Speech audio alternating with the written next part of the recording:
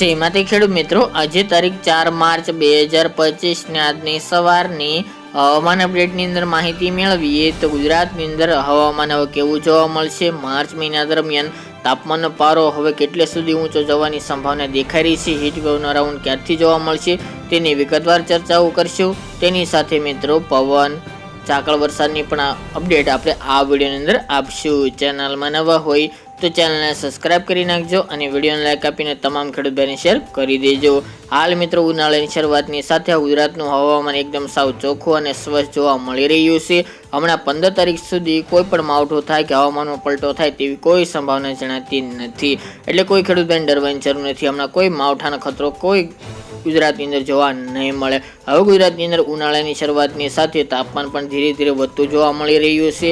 આપણે પહેલાં પણ જણાવ્યું તે મુજબ કે 5 થી લઈને 10 માર્ચ વચ્ચે ફરી ગુજરાતની અંદર તાપમાનમાં વધારો થાય તેવી સંભાવના દેખાઈ રહી છે। અત્યારે મોટાભાગના તમામ ભાગોની અંદર 35 ડિગ્રી ઉપર તાપમાન નોંધાઈ રહ્યું છે અને ધીરે ધીરે તેમાં વધારો થતો જોવા મળી રહ્યો છે। વિસ્તારો વાઇઝ વાત કરવામાં આવે તો 5 થી લઈને 10 તારીખ દરમિયાન તાપમાનનો પારો 40 થી 42 ની વચ્ચે જોવા મળે તેવી સંભાવના દેખાઈ રહી છે। એમાં પણ સૌરાષ્ટ્રના વિસ્તારો જેમાં રાજકોટ છે, બોટાદ, સુરેન્દ્રનગર, મોરબી, ભાવનગર, જૂનાગઢનો સમાવેશ જોવા મળી રહ્યો છે। કચ્છના અમુક ભાગો તેમજ ઉત્તરના ડીસા, પાલનપુર, પાટણ જેવા ભાગો, અરવલ્લી જેવા ભાગો, અમદાવાદ, ગાંધીનગર જેવા ભાગોની અંદર અને વડોદરા જેવા ભાગોની અંદર તાપમાનનો પારો 40 થી લઈને 42 ની વચ્ચે જોવા મળે તેવી સંભાવના રહેલી છે।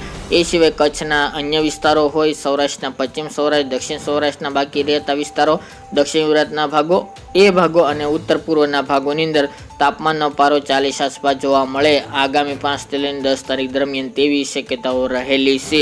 એટલે મિત્રો ગરમી માટે તૈયાર રહેજો। હમણાં કોઈ મોટો હીટવેવનો રાઉન્ડ નહીં જોવા મળે, પરંતુ આમ ગણવા જઈએ તો હીટવેવનો રાઉન્ડ પણ ગણી શકાય, કારણ કે હમણાં હીટવેવ આ વર્ષે હીટવેવના ઘણા બધા રાઉન્ડ આવવાના છે। તેની સાથે મિત્રો માર્ચથી લઈને મે મહિના એટલે કે 3 મહિના ઉનાળા દરમિયાન ભયંકર ગરમી જોવા મળશે। એ ગરમીમાં કોઈ પણ રાહત મળે તેવી શક્યતા આ વર્ષે દેખાઈ રહી નથી। ગયા વર્ષની સરખામણીએ 3 મહિના ગરમીવાળા ખેડૂત ભાઈઓએ સહન કરવા પડશે। બાકી મિત્રો ગુજરાતના હવામાનમાં હમણાં કોઈ ફેરફાર નહીં જોવા મળે।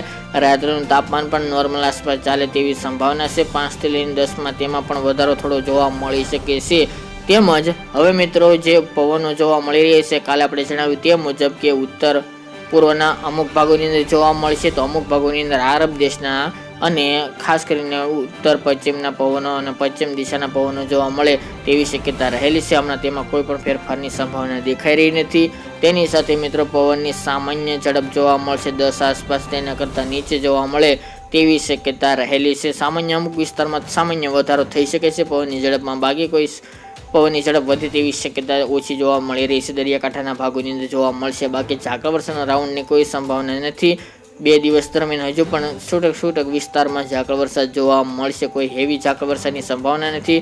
અમુક વિસ્તારમાં ધુમ્મસ પણ જોવા મળે તેવી સંભાવના દેખાઈ રહી છે। તો મિત્રો આ અત્યારની વહેલી સવારની અપડેટ ફરી એક નવડી